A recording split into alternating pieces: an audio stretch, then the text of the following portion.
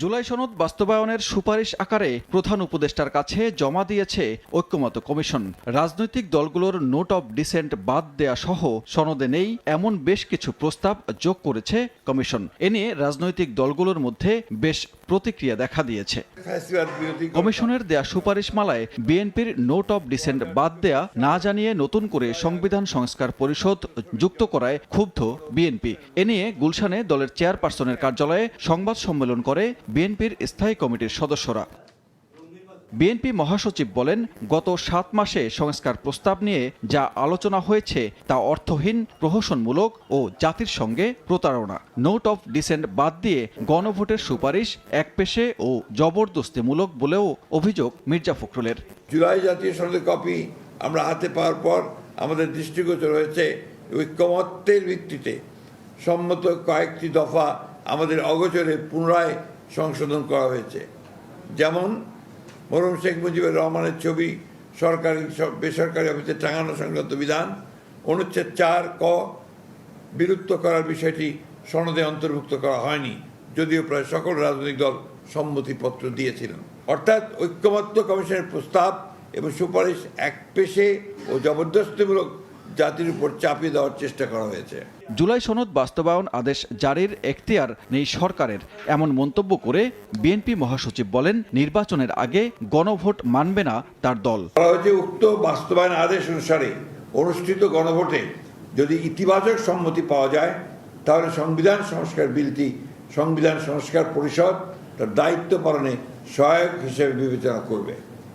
জাতীয় সংসদ নির্বাচন ও গণভোট অনুষ্ঠান হওয়ার পূর্বেই এই ধরনের প্রিএমটিভ পদক্ষেপ আদৌ গ্রহণযোগ্য নয়। মির্জা ফখরুল বলেন, ঐক্যমত প্রতিষ্ঠায় অনেক ছাড় দিলেও দেশের স্বার্থে দায়িত্বশীল ভূমিকা রাখতে দায়বদ্ধ তারা। বলেন, সনদের সুপারিশমালায় নতুন করে যুক্ত হওয়ার প্রস্তাবনায় যেখানে আপত্তি আছে সে বিষয়ে প্রয়োজনে প্রধান উপদেষ্টার কাছে যাবে বিএনপি।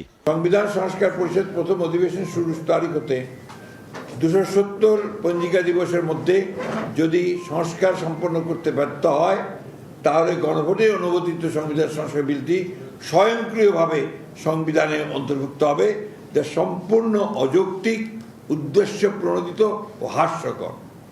জাতীয় সংসদের অনুমোদনের পর যে কোনো বিল রাষ্ট্রপতির অনুমোদন প্রাপ্তির পরই কেবল আইনে পরিণত হয়। স্বয়ংক্রিয়ভাবে সংবিধান অন্তর্ভুক্ত হওয়ার কোনো সুযোগ নেই, তা গণতান্ত্রিক রীতি ও সংসদীয় সার্বভৌমত্বের পরিপন্থী। সুপারিশ নিয়ে বিএনপির আপত্তি থাকলেও নির্বাচন নিয়ে সরকারের প্রতি এখনও আস্থা রাখতে চায় বিএনপি, এমনটা জানান মির্জা ফখরুল। সে কারণে সংলাপের প্রয়োজন দেখা দিয়েছে। দলের প্রস্তাব এবং ঐক্য কমিশনের নিজস্ব চিন্তা ভাবনা জাতির উপরে জবরদস্তি আরোপিত করার একটা প্রচেষ্টা। এটা মাঝখানে সালাউদ্দিন কমিশন হয়েছিল, এখন আবার ঐক্যমত কমিশনের মেরুদণ্ড ফিরে এসেছে। মূল জাতীয় নির্বাচনের তারিখ নিয়ে নতুন সংকট দেখা দিতে পারে। জুলাই সনদ সইয়ের পর অংশীজনদের আশা ছিল মিটমাটের পথে রাজনৈতিক বিতর্ক, তবে মঙ্গলবার সনদ বাস্তবায়নের সুপারিশ জমার পর আবারও উত্তপ্ত রাজনীতি। প্রধান উপদেষ্টার দৃষ্টি আকর্ষণ করে বলতে চাই, আপনি জনগণের সামনে কিন্তু প্রতিশ্রুতিবদ্ধ কাছে গ্রহণযোগ্য নির্বাচন দেবেন, এর থেকে বাইরে যদি যান তার দায় দায়িত্ব সম্পূর্ণ আপনাকেই বহন করতে হবে। কোনো কারণে যদি জাতীয় নির্বাচন সঠিক সময় নাও হইতে পারে, আমরা আশা করি সঠিক সময় ইনশাল্লাহ হবে, তখনও তো জুলাই সনদ তো আমাদের পাস করতে হবে। এবারের রাজনৈতিক বিতর্কের নেপথ্যে ঐকমত্য কমিশনের সনদ বাস্তবায়নের সুপারিশে নোট অব ডিসেন্ট বা ভিন্নমতের প্রসঙ্গ না রাখা, সনদ স্বয়ংক্রিয় প্রতিস্থাপন ও গণভোটের সময় নিয়েও পাল্টাপাল্টি অবস্থানে রাজনৈতিক দলগুলো। সনদ বাস্তবায়নে সংসদকে 270 দিন সময় বেঁধে দেয়া, নইলে সংবিধানে স্বয়ংক্রিয় প্রতিস্থাপনের যে সুপারিশ করেছে ঐকমত্য কমিশন তা নজিরবিহীন ও সাংবিধানিক রীতির সঙ্গে সাংঘর্ষিক বলে মনে করেন এই আইনজ্ঞ। জানান, সার্বভৌম সংসদকে কেউ কিছু বেঁধে দিতে পারে না। কনস্টিটিউশনে যে বিষয়টা নেই সেটা আদালত তো বলতে পারবে না যে 270 মধ্যে না হলে এটা কনস্টিটিউশন অটোমেটিক্যালি সন্নিবেশিত হয়ে যাবে। সুতরাং নজিরের তো প্রশ্নই আসে না, এরকম কোনো বিষয় অতীতে কখনো হয়নি। কনস্টিটিউশন যে কোনো বিধানকে যদি সন্নিবেশিত করতে হয় সেটা সংসদ ছাড়া সম্ভব নয়। কমিশন কোনো সুপারিশ করলে এটা সুপারিশ পর্যন্তই থাকবে, কিন্তু এটা অটোমেটিক্যালি কনস্টিটিউশনের মধ্যে সন্নিবেশিত হয়ে যাবে, এটার আসলে কোনো কনস্টিটিউশনাল বা আইনগত ভিত্তি নেই। সংসদ will not be dictated by anybody.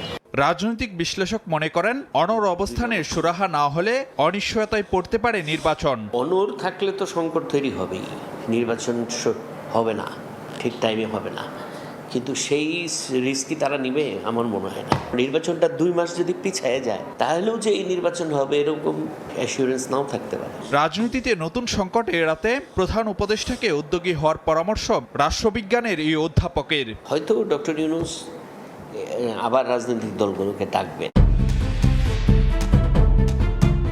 গণঅভ্যুত্থান পরবর্তী সময়ে বাংলাদেশের জনগণের অধিকার ও স্বাধীনতা রক্ষার আহ্বান জানিয়ে অন্তর্বর্তীকালীন সরকারের প্রধান উপদেষ্টা অধ্যাপক ডক্টর মোহাম্মদ ইউনূসকে চিঠি দিয়েছে হিউম্যান রাইটস ওয়াচ সহ আন্তর্জাতিক 6টি সংগঠন।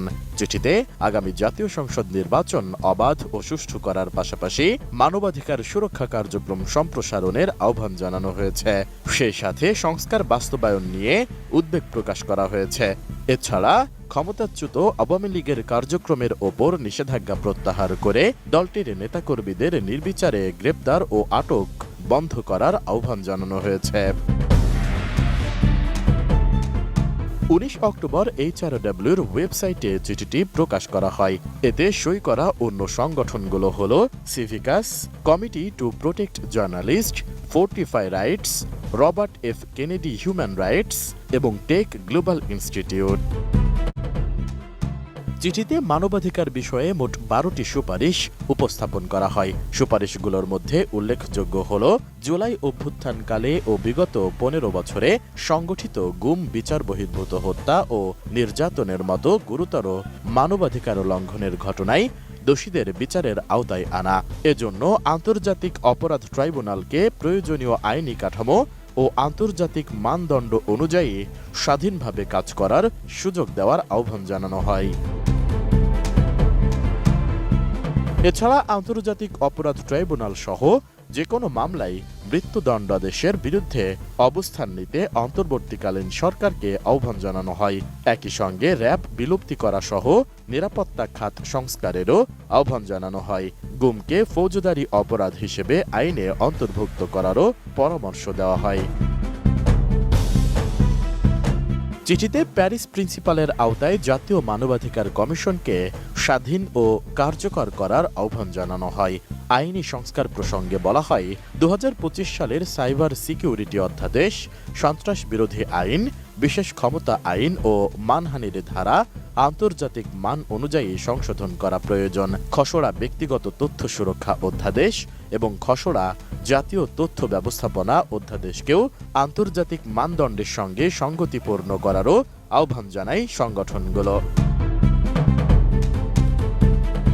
এছাড়া সংবাদপত্রের স্বাধীনতা নিশ্চিত করা এবং সাংবাদিকদের নির্বিচারে গ্রেপ্তার ও আটক থেকে রক্ষা করা এবং 2024 সালের আগে ও পরে দায়ের করা রাজনৈতিক উদ্দেশ্য প্রণোদিত মামলা বাতিল এবং নির্বিচারে গ্রেপ্তার বন্ধ করতে অন্তর্বর্তীকালীন সরকারের প্রতি জোর আহ্বান জানানো হয়।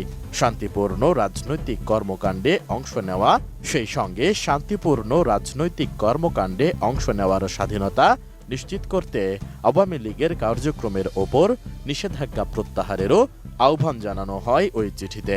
এছাড়া রোহিঙ্গাদের বিষয়েও কথা বলা হয় ওই চিঠিতে।